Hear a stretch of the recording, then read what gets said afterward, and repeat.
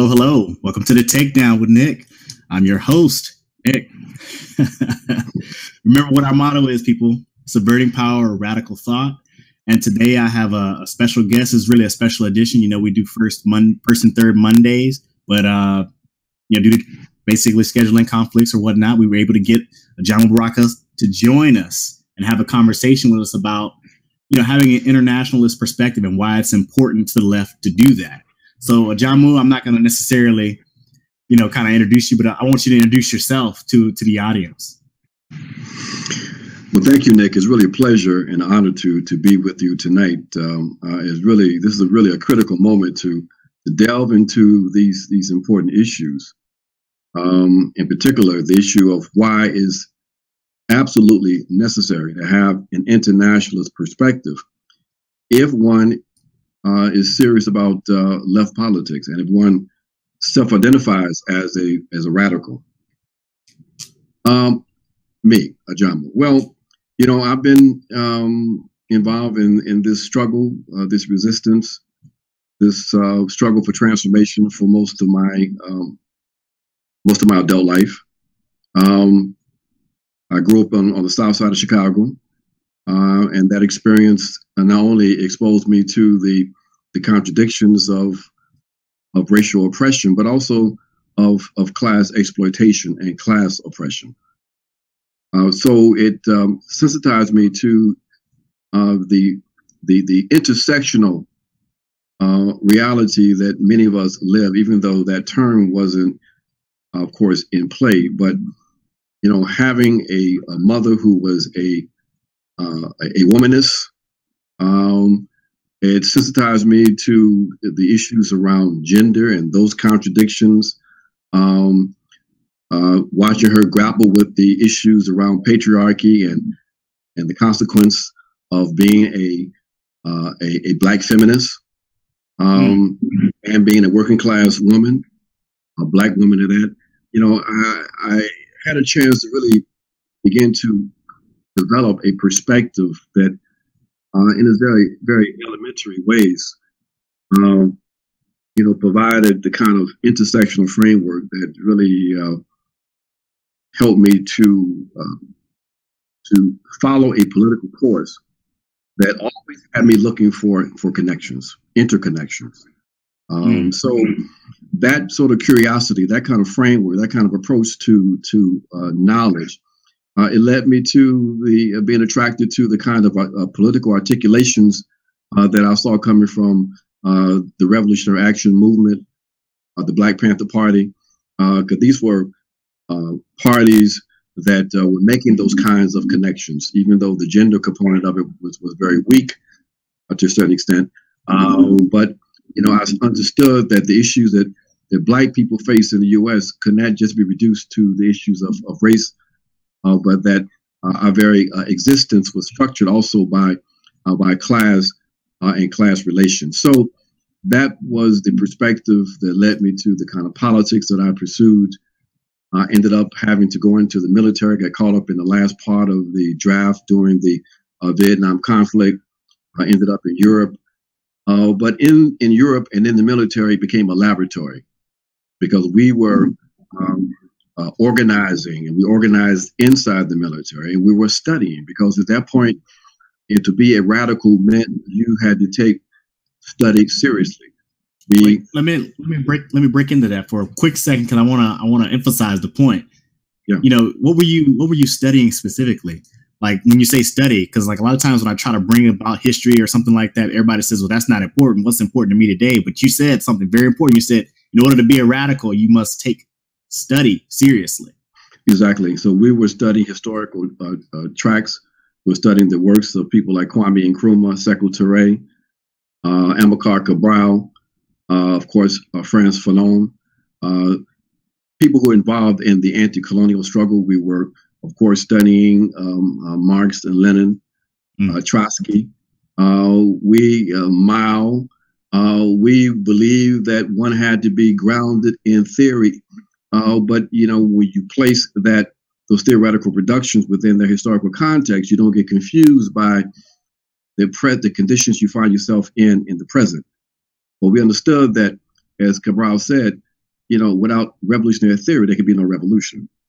And so we had to, in fact, ground ourselves in an understanding of the world, and that meant an understanding of its historical development, the social, economic, and political conditions, and how those conditions were shaped and transformed themselves over time. So, we engaged in that kind of study. We understood the issue of culture also. So we would, read the latest articles coming from the Black World magazine, and so we studied everything, including tracks that dealt with issues of how to conduct other components of resistance. So yeah, we did that, and we not only studied among ourselves, we also conducted political education classes among other members of the military. Once I came out of the military, I ended up going south, ended up in Florida, and then in Georgia, where I was both a student and an organizer. I gravitated toward working within the human rights field because, like Malcolm, I understood that the struggle for Black liberation and the struggle for global transformation was, in fact, that a global struggle, and that part of the Black radical tradition was a tradition that had at its center an internationalist perspective. So we understood that through our studies and through our lived experiences that to take a U.S.-centric position was, in fact, to take a reactionary position. So for us, international solidarity was fundamental. Having that international perspective that made those connections between the domestic and the international were fundamental for me and my organizing work in the South, beginning in the late 70s and early 80s. And then from there, I just continued to organize and work in various organizations, movements, the environmental movement, the human rights movement, anti-death penalty movement, until today. Now, see, just in that one question, you've basically, I have more than enough to talk for like 5 hours. So I think let me start by talking about what you said. 3 things that you said that just echo inside my mind. You said, without the radical, there is no revolution. Without revolutionary theory, there could be no revolution. Without revolutionary theory, there is no revolution, and that runs counterintuitive to what you'll hear from people when you try to bring up things. And you also said, without putting revolutionary theory in its historical context, you can be confused. Exactly. Again, I think that's kind of what we're running up against right now. Basically, in where we are, there's a lot of people out there, and everybody's so focused on the here and now. And when you try to, at least from the common person's perspective, right? When you try to tell them about, actually, this is a continuum of events that have been happening over a period of time, and there's a context and things of that nature in which this stuff exists, it becomes either overwhelming or almost like it just puts people off. They don't want to become interested in that, but they still want to hold on to, this idea of being a left or being a radical or trying to change something. And what do you think about that? Well, we have a cultural challenge. I mean, there is a tradition of anti-intellectualism within our movement in the U.S., and there is the movement has been sort of infected by individualism, ill discipline, and almost a reflexive opposition to anything that feels like too much structure. Too much structure feels like authoritarianism, and as a consequence, we are not. We have a challenge in terms of the kinds of.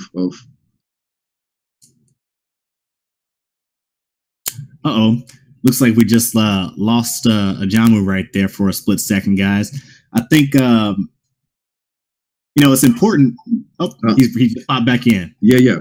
So what I'm suggesting is that those kinds of attitudes, those kinds of sentiments that is oppositional to the issue of study, that sees intellectual engagement as something that is only pursued by the petty bourgeoisie. These are things that have to be struggled against because they're not serious positions. We talked before we came online that I spent a lot of time in Latin America, and I can tell you that in Latin America, people are serious about internal political education and that process. You have people you're running into that have never stepped foot in a college campus or college room, but who can break down in intimate detail what global neoliberal capitalism is. They can tell you, the different perspectives around imperialism, that can talk about macroeconomic issues. Why? Because they have an internal political education process in which to be serious, to be a serious radical, to be a serious revolutionary, you have to, in fact, study. You can't just be coming off you just can't be running your mouth. You can't just be talking about stuff off the side of your neck. That these are serious issues, and if you are serious about building real popular power, you're serious about taking power away from these criminals, you have to understand that you have to be organized, you have to be disciplined, you have to be structured, and you have the situation you're in. How can you possibly want to change it if you don't understand how something works? How do you transform it? How do you change it? And how do you make sure those changes are going to be ones that actually change from where we are to something else, and not just be like a facelift, but everything underneath? And sometimes we are really not that committed to that in the U.S. Yeah, and I think to add to that, we have to remember that if you don't know, exactly the same, and it kind of deteriorates over time to being in the exact same spot. And I think I had an episode where I talked about that, guys. I have a treasure trove of videos, and I like to have people like Ajamu on, because a lot of the stuff that he's talking about are things that I've kind of laid a groundwork on before when I've talked about some of these things, like how revolution works, what changes, the radical imagination, things like this. This is stuff that he's drawing upon to give this critique. And I think it's important that we all kind of take some time to really absorb and think about what he's saying. Let's talk about Latin America in particular. When we say having an international perspective on the left, let's kind of try to dive in there, kind of just talk about, I don't know, kind of just take it from there. Talk about whatever you feel is important that we can draw upon to add to this discussion. Well, I'll give you an example of why it's important for us to have an international perspective and to be linked up in real ways with struggles that are taking place throughout the world, but specifically in Latin America. Just recently in the country of Colombia, the Black movement in Colombia organized a national strike against the Colombian government.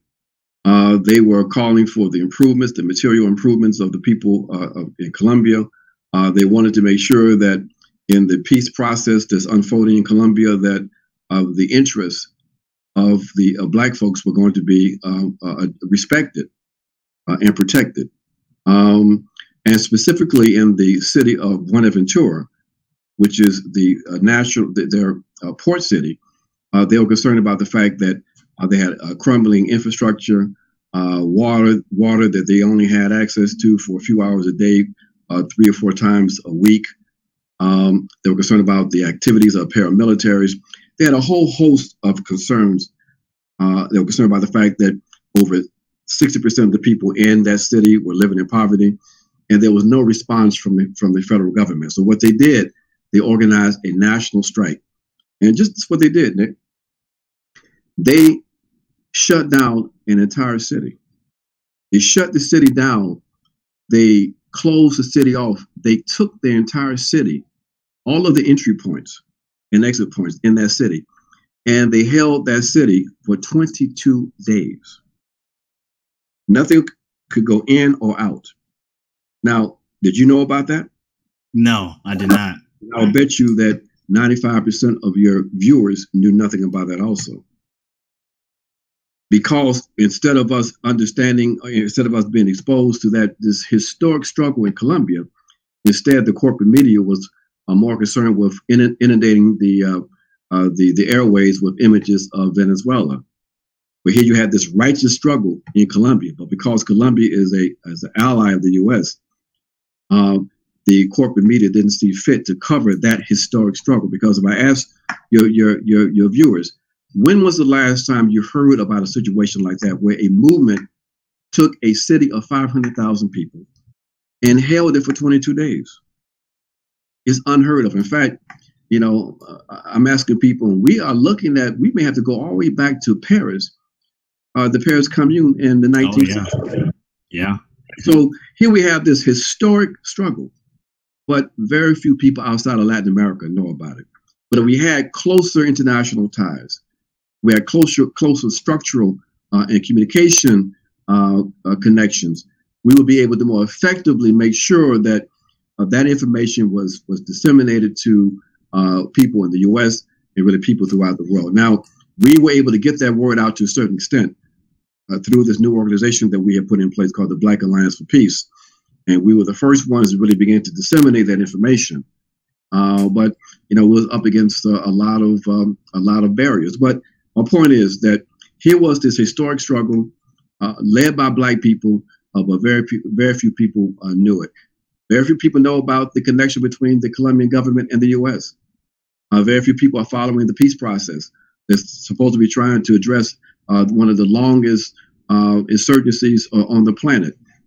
So again, for us, having that perspective is vitally important. It's important because then we will be able to critique positions like our dear friend Bernie Sanders, who said something like, the Saudis should get their hands more dirty in the Middle East.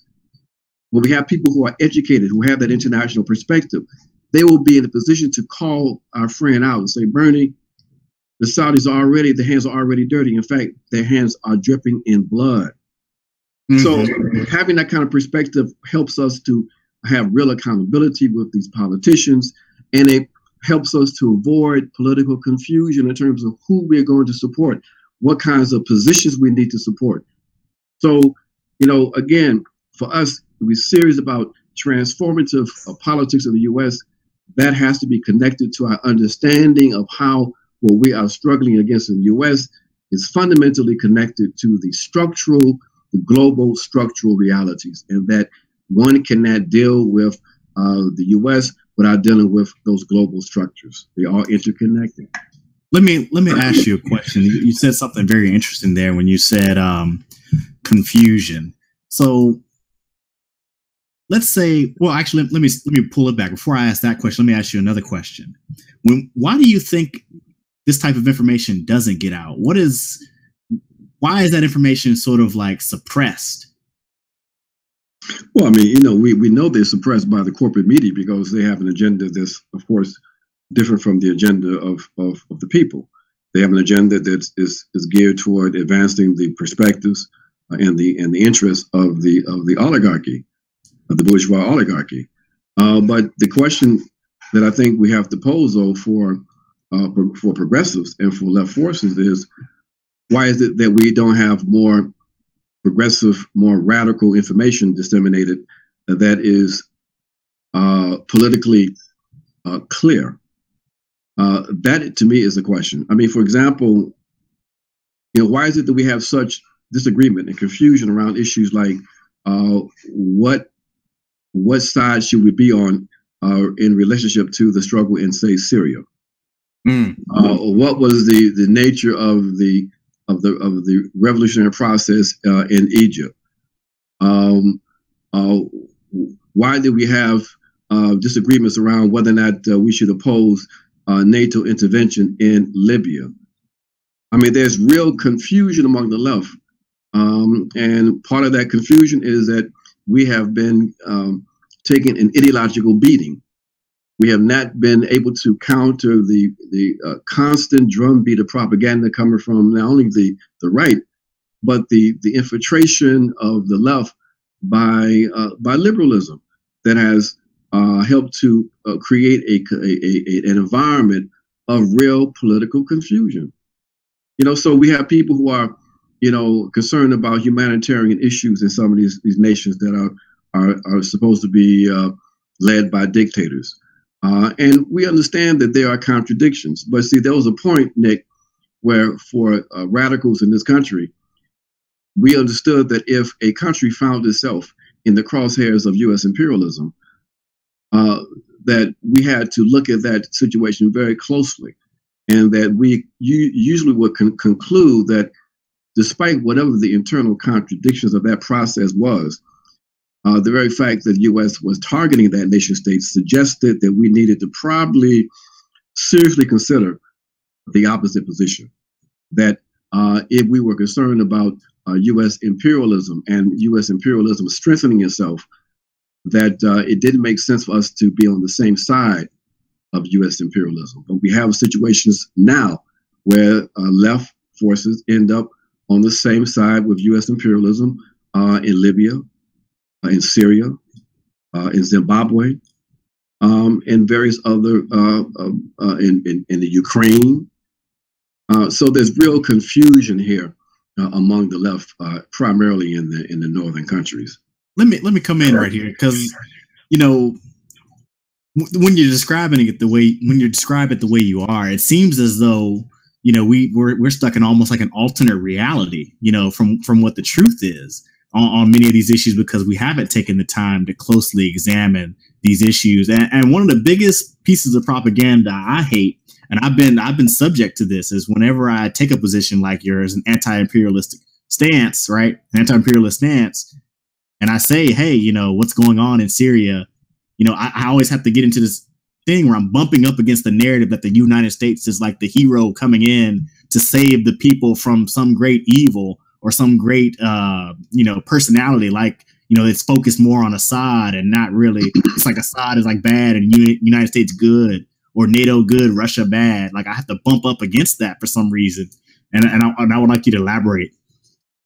Well, I think what you're seeing is a reflection of the right-wing character of political discourse in the U.S. that has impacted also people who call themselves leftists. That we can't even get to a point where we seriously look at these very important political issues without the conversation, the discourse being reduced to this issue of personalities, whether or not Assad is a dictator, or what are the real interests of Putin and the Russians.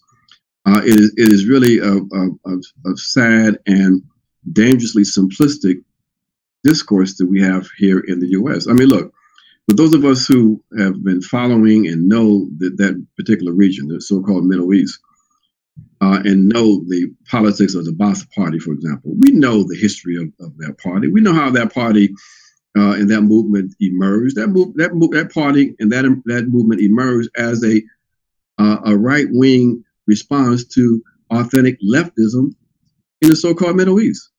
So we know what kind of politics we're talking about. So nobody's going to be pro-Assad, but you have to call things the way you see it. And when, the very fact that the Syrian government has positions that are in some ways counter to U.S. interests in the Middle East, that is why they find themselves in the crosshairs of the U.S.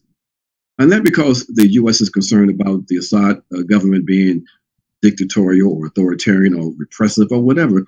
The U.S. never cares about that kind of stuff. In fact, the U.S. is responsible for most of the repression on this planet. So, these kind of moralistic positions, are really counterproductive and really somewhat reactionary. We've got to look at the interests that are in play and not the personalities. Look, everybody who's serious, they understand the nature of the government in Russia. I mean, how did Putin come to power? Putin was given power by who? Boris Yeltsin, a right-wing political clown. We understand the emergence of the oligarchies in Russia. We understand the social base of the Russian government. But what does that have to do with the fact that the Syrian government invited the Russians in because of the destabilization taking place in that country? And that if the Syrian government is destroyed, that's going to result in the strengthening of U.S. imperialism. That should be enough to cause people on the left to look at that situation differently and more seriously. So, yeah, we can't get to serious analysis of these various issues because of the simplistic moralism that seems to be the predominant discourse and framework that people are using these days. Let me also add something for our audience. The examples that Ajamu just gave with Russia and Syria, we have to remember that, you know, at the time there were leftist politics going on in those countries, and those politics were crushed by the state, you know, usually, you know, with U.S. support, because, you know, there's a such thing as the danger of a good example. And yes. So, you know, across the world, you know, whenever leftist politics begins to grow in a state, that state also can become a target for U.S. imperialism. And so that's something we have to keep in mind when we have these outgrowths of these right wing, you know, counter revolutions or things like that growing in a country. A lot of times that happens under, you know, after the suppression of the left has taken place, usually by the state or outside forces. That's something we also need to kind of massage into the evidence there. And, you know, Nick, I have plenty of friends who are on the left from Syria who were opposed to the Assad government and who had legitimate positions. But many of those friends that I have also were opposed to foreign intervention led by the Saudis and supported by the U.S.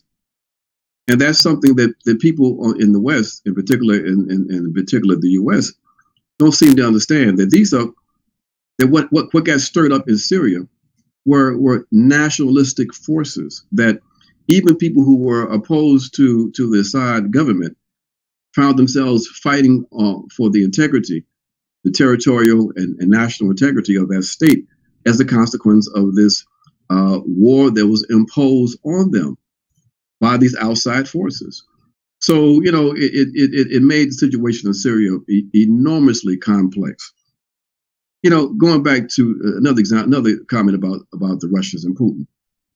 You know, when the Obama administration allowed the French and the British to talk them into destroying the Libyan government, both the Chinese and the Russians could have put a halt to that.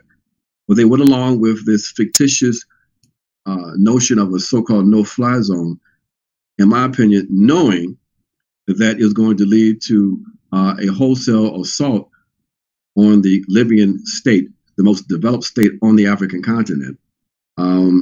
But, you know, it wasn't in their interest to really oppose the West at that point. So they basically, you know, sacrificed Gaddafi until it became clear that the U.S. that only whetted their appetite, because then they began to move toward Syria, where the Russians have real serious interests in terms of wanting to maintain its own only external base, and to make sure that the Syrian government was not overthrown in order for those forces there, Qatar and others, to have a land line, an ability to run pipes from Qatar through Syria to Turkey to undermine the liquefied natural gas and oil coming from Russia to Western Europe. So they had an interest in making sure that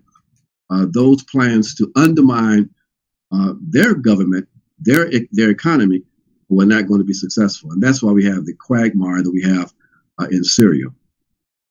Wow. We understand where Putin and the Russians are coming from. They are looking out for their own objective national interests.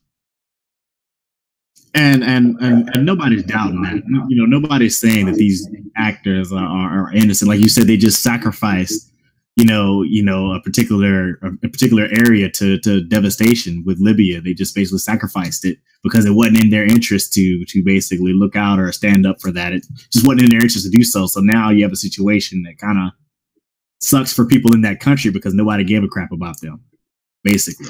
And it destabilized the entire region. It's destabilized parts of North Africa. It is directly connected to the destabilization taking place in Nigeria. That took place in Mali. It was because the weapons that were in Libya ended up being funneled to Al-Qaeda elements throughout North Africa and into West Africa. So the military capacity of Boko Haram and a number of other jihadist organizations were enhanced as a consequence of the destruction of Libya. And this is all documented stuff. There's actually a wealth of information out there for our audience on weapons stockpiles that were formerly secured by the Libyan government that Gaddafi held, and then once he fell, a lot of those stockpiles were seized by a number of groups and split up, and a lot of those weapons, ended up in various regions doing, all sorts of damage all over. So I think that's what Ajamu was referring to. Of course, that's what the CIA annex was involved in when it was attacked, and those 4 U.S. citizens were murdered. That they were involved in a gun running scheme. Everybody knows this. A gun running scheme into Syria. So that was part of it. That's why I wanted to see that come out during the so-called Benghazi hearings. But of course, they weren't going to touch that part of it. And so funny, whenever I tell somebody that hearings and things of that nature, that's really political theater, everybody's like, oh no, they're really saying these things. It's like, well, look, if you believe that those hearings that they put on TV are not theater to entertain and distract you from something else, then, at this point, we have to engage in just upturning your whole paradigm of how things really work. And that's a very, very hard, long and slow process to really do with an individual just in casual conversation. But, that just kind of lets you know like how far off the mark, the common consensus really is when it comes to these issues. And also to give everybody a little bit more clarity, when he says that Russia and China could have put the kibosh on the actions in Libya, he's referring through the UN, correct? Through the veto of the Security Council? Yes, exactly. Okay, I just want to make sure everybody was aware of what he's talking about, because John was really bringing a lot of knowledge, but we want to provide a little bit of background so everybody understands, where it is that he's making these accusations from, making these statements from. Not accusations, they're statements. Most of them highly factual. Yes. It just takes a little bit of time and a little bit of legwork so you can get down and really understand the full context. Let me ask you this though. A lot of people I'm going to Black people in general here, but whenever I speak to them about trying to constrain the United States government or trying to be active in an internationalist perspective, a lot of what I hear is, Black people just aren't responsible. We really don't have anything to say about, what the United States does, around the world, or what foreign policy is. And, and then I hear that also from leftists. They just kind of give up on trying to have some sort of anti-imperialist message, either because it's too hard to basically turn over the apple cart, basically, when you have the right wing propaganda basically dominating everything, or they just accept, passively that that's just not their issue. And if we can just get domestic policy right, everything else will fall into place. And I want you to kind of go through that and talk about why that both of those are incorrect. Well, the notion that Black folks are only concerned with U.S. domestic politics is a myth. I mean, of course, there are many that's where they are now. But if you look at the Black radical tradition, you look at Black political thought, you go back and take a look at the proliferation of Black newspapers up until the 1960s, you'll find that 30-40% of their content covered international issues. We have always been a literate population when it came to the international context. One could not be a Black radical in the U.S., for example, and not have an internationalist understanding and perspective. So this kind of narrowing of our political focus is a relatively recent phenomenon. That's it, meaning the last couple of decades. Okay, so we are trying to bring that internationalist focus back into the equation. That's why we have organized, for example, the Black Alliance for Peace. And the tagline of the Black Alliance for Peace is that it is a people-centered human rights movement against war, militarism, and imperialism. We believe that now is the time for us to try to revive that Black internationalist perspective and that traditional Black anti-war position and pro-peace position.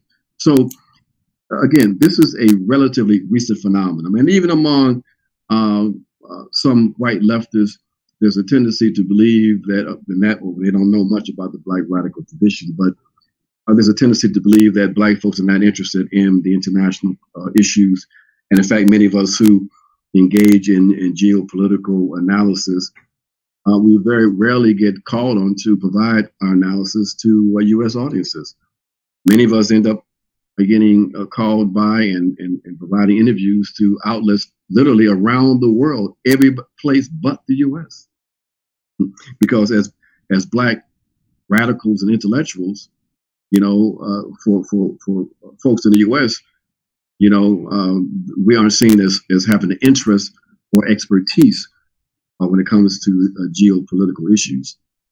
So, we have got to convince Black folks that it is in our interest to, in fact, have that kind of internationalist consciousness, that is in our interest to be anti-war, that is in our interest to connect up an anti-war posture and position with a position of being anti-repression also within the U.S., because we find that the repressive state apparatus that is responsible for killing Black people and suppressing our communities, Black and brown communities, Native communities in this country, are the same. It's the same repressive state that is pursuing military adventures on behalf of the 1% globally.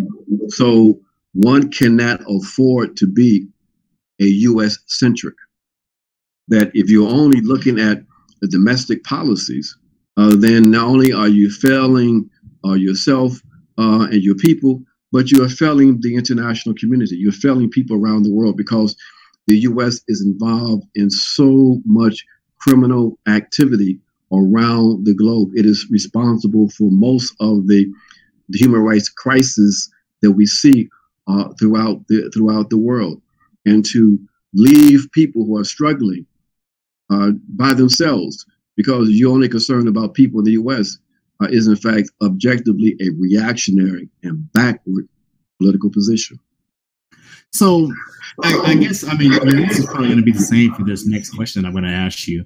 But what I was going to say is, what would you say to people that say, Black people, we can barely have, clean water in our cities, and, we still haven't really achieved really much from the 60s. In fact, we've probably slid back in many respects as far as progress. How can we, the people who have, no power and no money, no capital, no real investment, how can we be useful in constraining the activities of the United States government?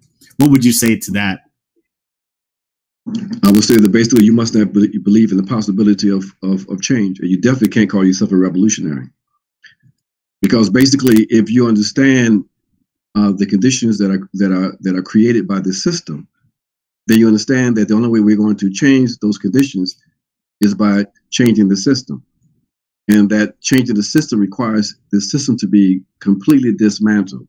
If you're concerned about the realities of our people, if you're concerned about oppression, then you have to come to the maybe difficult conclusion that the only way we're going to address these issues, these concerns, is when we come to the position that this society, the way it's structured, the economy, the way it's organized, the political structures of this and institutions of this country have to be radically transformed for ourselves and for people outside this country. So if you're concerned about the lack of water in Flint, or you're concerned about the joblessness among teenagers, if you're concerned about the fact that you don't have adequate housing and no health care, then you also have to be concerned about the fact that there are people around the world who are also suffering in those same kinds of ways, and that the genesis of that suffering, the forces responsible for that suffering, are the same forces responsible for our suffering. This global, imperialist, capitalist, colonial, white supremacist patriarchy. So it says that basically, if you are serious about real advancement, then you have to some way embrace the notion that we can be more than what we are today, and that we are in fact part of the majority, and that there is in fact an alternative. These individuals who control the system are in a minority. We are dealing with conditions that have been created by other human beings, and through our own human efforts, we can transform those conditions. That is the perspective of a revolutionary. We understand that people will feel overwhelmed. They feel like all they can do is get a few minor reforms. But folks, this thing is over. It can't be reformed. The only way that we are going to be able to address our conditions, our issues, we've got to embrace revolutionary change. There's no other way.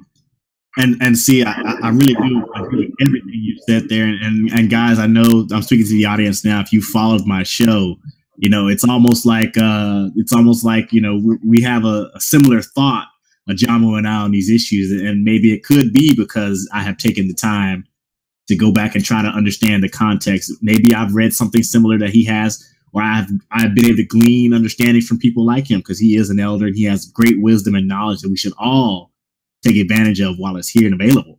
But I wanted to also point out that he said something very, very important right there. He said that, you know, reform versus transformation.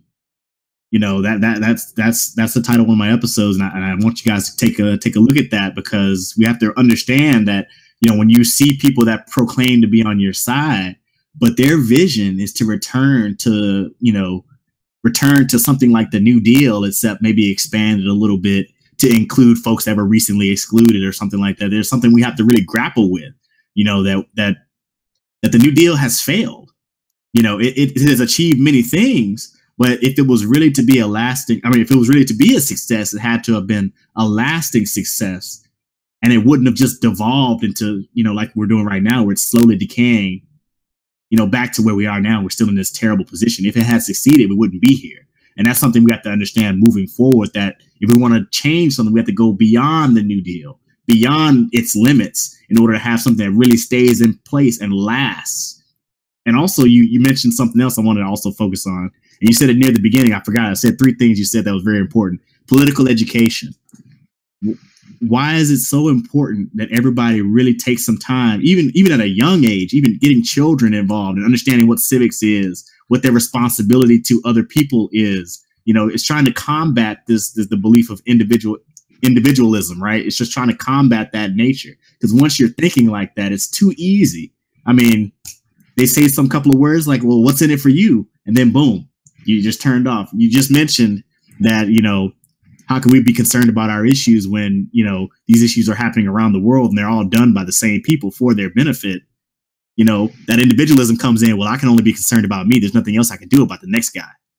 And it's just like that makes our number advantage almost ineffective. Well, you going to say something? No, you're right. I mean, that's part of the ideological battle, the ideological struggle, because, you know, capitalism creates certain values and disseminates those values, and those values then are perceived by many people as just common sense. So many people believe that human beings are naturally competitive, individualistic, materialistic. That's just human nature. Well, many of us say that's BS. That human beings are and can be more than that. That what we are, in fact, seeing is a particular kind of ideological position. And so we say to people that, you know, a part of our revolutionary agenda is to recognize that we have to transform ourselves in the process of transforming our conditions, that we have to try to embody the new kind of person that we believe that we can create. So this notion that we should only be concerned about ourselves, only concerned about our immediate environment, that's what they want us to be concerned with. We say that, you know, we are more than just ourselves, that we are part of a collective, we are part of humanity, and that we should be our brother's keeper. And so we can't just be selfishly looking at our conditions and concerned about ourselves, knowing that even the relative privileges in the U.S. are as a consequence of the economic and political underdevelopment and exploitation of people around the world. Look, the West is a creation of its colonial history. The material development of the West isn't a consequence of some type of internal cultural superiority. is a consequence of violence and war, beginning with the invasion of the Americans in 1492. It took Europe from being a backwater region that nobody cared about to being a hegemonic force by the 18th century. But they became a force as a consequence of attempted genocide against the native people of the Americas, and in enslavement. So the material development, the advancement of the West is as a consequence of that kind of process. So we've got to understand that, those kinds of conditions, that the kind of privilege that we have in the U.S., that as other people are beginning to develop and beginning to exercise real self-determination, beginning to have sovereignty over their own resources, that's going to have a direct impact on the material lives of people in the U.S. The privileges that we have in this country, the material advancements in the U.S. and in the West, they have to change. There's no way that 10% of the world's population can continue to consume 40% of the world's resources. That's going to change. And I don't think people in the U.S. and in the West are prepared for that change. But we need to get them prepared for that, my brother. Okay, I want to take a second here. There was a comment in the channel here. They want to ask about your perspective on what's going on in Venezuela. And guys, keep in mind, we will be having a show specifically on that topic. But let's. I think that my concern with what was happening with the list of nations that the U.S. had in its crosshairs, they were primarily in the Middle East. We were trying to revive the anti-war movement in this country, because we knew that as they went down that list, they're going to eventually come to Venezuela in South America, because the Bush people and the Obama folks kind of didn't give that a lot of attention. But they started to, beginning in 2010, 2011, and we see that the consequence of that was the destabilization process. What we're seeing in Venezuela is a consequence of a collaboration between the U.S. And the plutocrats in Venezuela to undermine their process in that country, to unleash these right-wing thugs who are involved in all kinds of unspeakable activities in that country. It is part of the U.S. effort to try to recolonize, if you will, all of South America. They were concerned about Venezuela and Bolivia and Ecuador, and so part of undermining these leftist forces in South America, Venezuela was in fact the key. So our responsibility, in my opinion, as radicals in the U.S., is to support the Venezuelan government, to reject the attempts by the U.S. to undermine the sovereignty of that country, and to stand in solidarity with the people who are trying to protect the integrity of their process, no matter how flawed it may be. It is their process, and Venezuela is key to a revolutionary process throughout the Americas. And listen to what you said there. You named, Ecuador, Bolivia, and Venezuela. These are places where, they've kind of just had like a resurgence of the left, so to speak, after coming out from under the boot of imperialism in the mid 1900s and 70s and so on. So these countries are right back on the crosshairs. And we had Rafael Correa, they tried to assassinate him multiple times. This is a real deal. This is kind of what's going on in Latin America. So these places are really under threat. And you said something that was very interesting, and it ties back to something I said earlier when I said, a lot of times when you have these right wing, this rising of the right in a country, a lot of times that's usually, happening in response to a suppression of the left. And sometimes that suppression is sponsored by the United States, by outside forces to maintain hegemonic control. More than sometimes, most of the time, it is initiated by the U.S. The U.S. is the number one criminal regime on this planet. In almost every backward state that you find on this planet that is actively suppressing their own people are usually clients or vassals of the U.S. state. So no, it is usually most of the time that you find the U.S. involved. Look, I mean, how can one explain the fact that the Saudis are the U.S. allies, or the fact that there was what happened in Egypt with the coup in Egypt? I mean, Honduras under Obama and Hillary Clinton. Yeah. I mean, you go right down the line of the criminal activity, Liberia. I mean, Libya. I mean, it is incredible the expanded drone warfare. I mean, if there was real international law and real international accountability, if there was a criminal court that wasn't biased, then you have people like Tony Blair, George Bush, Rumsfeld, and Barack Obama in the dock for war crimes and crimes against humanity. So these are the criminals that we have to deal with today. And, we've got to be clear about who our friends are and who are the enemies and stand with our friends. Let me ask you two more questions. I know we're kind of running out of time here, but there's this idea, not really an idea. There's a theory when you're looking at, I guess, a lot of students that study international relations. They kind of rely on the anarchist view, where basically actions in the world community are done by nation states, and these nation states kind of compete against one another for power and things of that nature. And things like international law are not necessarily laws. They're only things like a guideline, and they only mean something if someone else can impose something on you to coerce your cooperation in many respects. And so what this leaves is you have have larger, more powerful nations able to do whatever. And you have, the rest of the world kind of having to stick within a framework, because larger, more powerful nations will basically impose things on them if they do not. Well, I mean, part of that is true in terms of the notion of international law, that law usually is a reflection of the interests of the most powerful, including the most powerful nations. But part of the process of revolutionary change is addressing every aspect of society, including the dominant laws.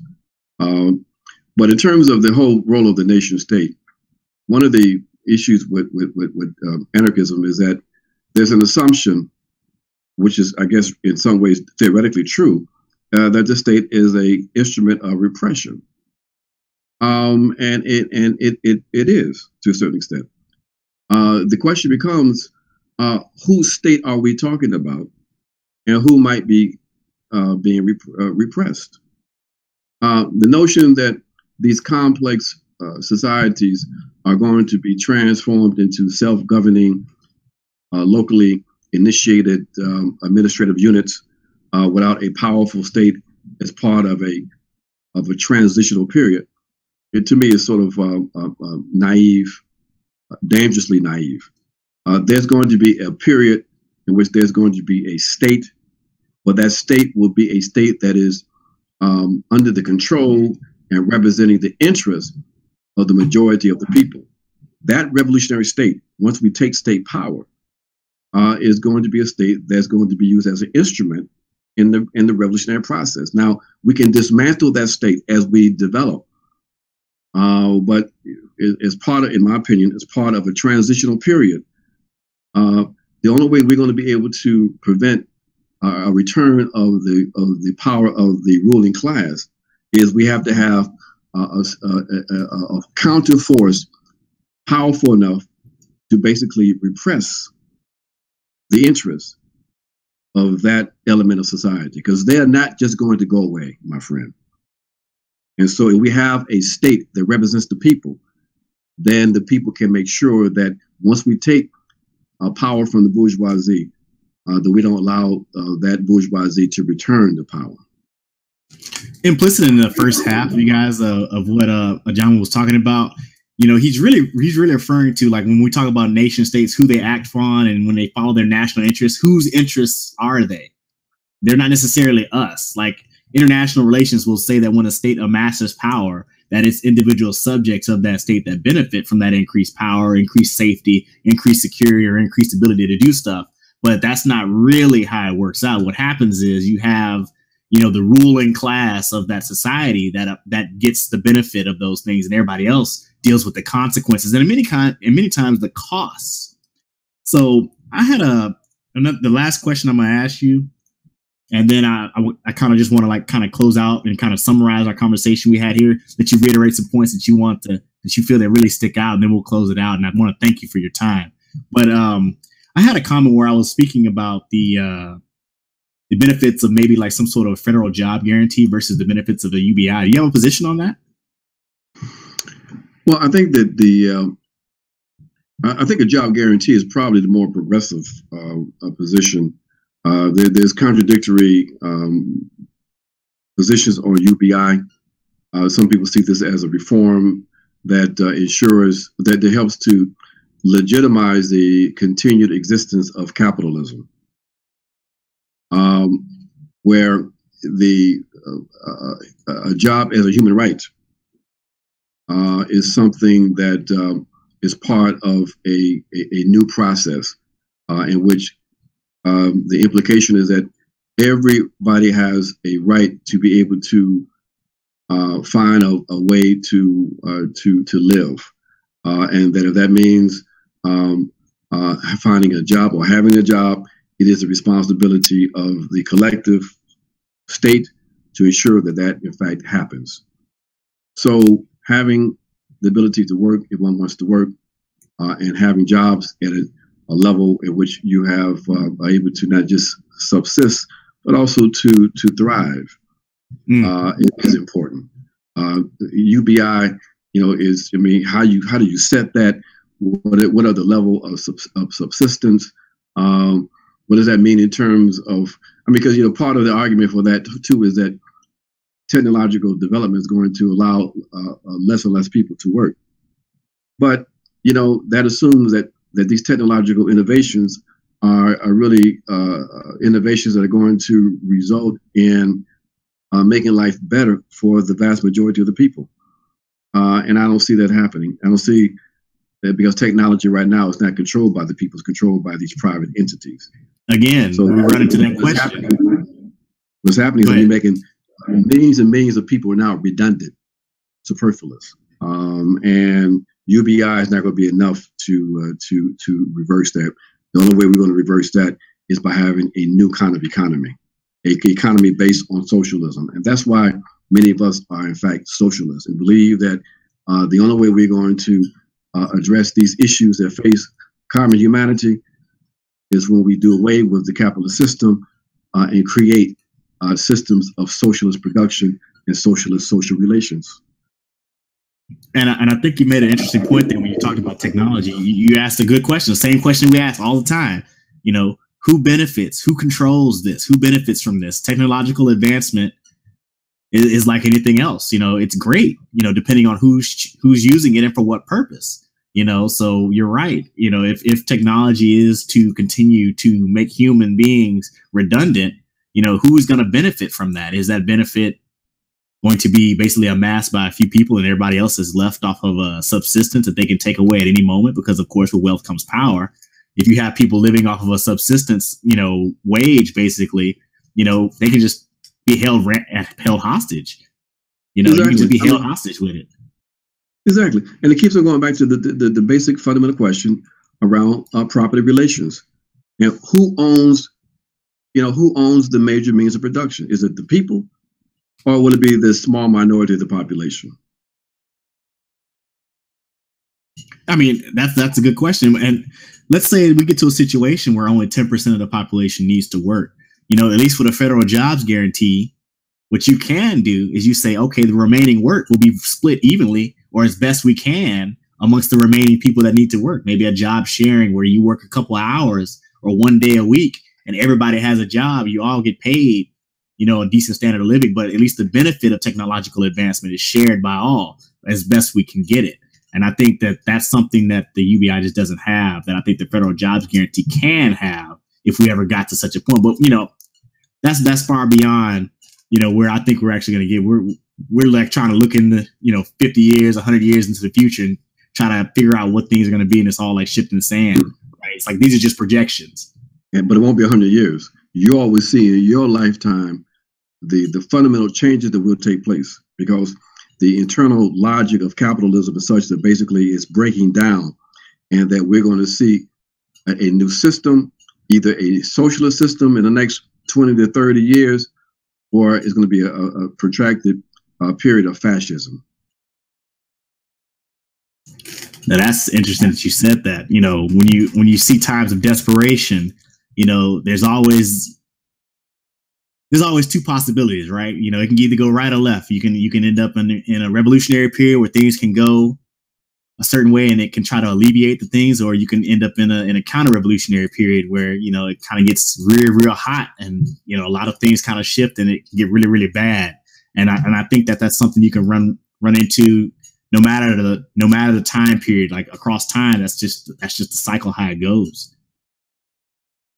Well, I mean, the issue though is that conditions today are unique in their particular development. That there's no reforming of this system at this point. That either there's going to be a push up from the bottom up, and then you're going to have the political pressure on the part of the ruling class to enter into a coalition with elements of the petty bourgeoisie in order to maintain their control. That means fascism, or there's going to be a socialist transformation.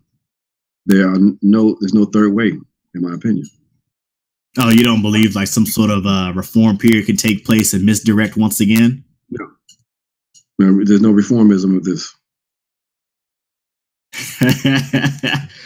Wow. And see, we talked this whole conversation. Neoliberalism was the last reform, and that's you see what the consequence of that it has emerged with contradictions that cannot be reconciled. There's no reform from this latest reform. There's no return to Keynesianism. It's not possible at this point. And I think at first I will say, like, in my transition, kind of like how my politics developed, I sort of started off like that, and I wanted to kind of go back to the New Deal. I was like, all we need is a New Deal.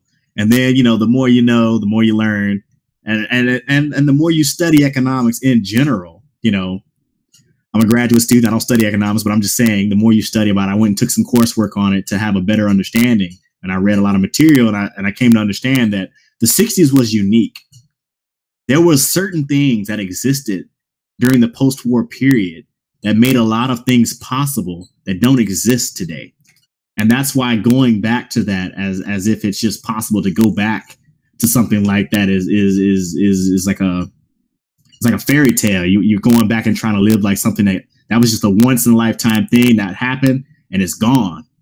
And it came and it existed to give credibility to the policies that are going on during that time, but it didn't give enough credit to the situation that we found ourselves in at the time that made such a thing possible. So now I completely agree with you when you say we can't go back to that. It's not possible. And I want to basically agree and say you're right. It is not possible. Exactly. Yeah. Anyway, I want to, in this conversation, we've said a whole bunch of stuff. I've kept you for a long time. I appreciate you coming on to the show. I'm going to basically go back and comb through this conversation. It was basically gold and things that you just kept saying. And it just reminds me that I must be on to something. If someone as wise as you is kind of saying some similar things to what I've said, it kind of in the same vein. I think that there's a lot of things that the left has forgotten, and that if we are to be successful, we have to remember. And I think chief among them is trying to accommodate neoliberalism, trying to tie ourselves to it, trying to get along with it for the sake of some, short-term small gain, just because we want to have some sort of victory, because nobody likes to continuously lose, is detrimental. I'll talk to people and they say, hey, what's the long-term strategy? What's the short-term strategy? Well, short-term, we want to do this. Is like, well, hey, there's opportunity cost. Because you're supporting and making alliances with neoliberalism or neoliberals, you are not doing revolutionary change outside of that. You are not doing these other things that need to be done. They run counter to one another. So you are basically focusing on the short term, but you're giving up what has to be done in the long term. And I think that that's something the left has to grapple with. What would you say about that as your last comment? Well, I have to agree that basically you're absolutely right that, we have strategic challenges, but we can't really come up with the kind of strategies we need to develop until we're clear about the vision.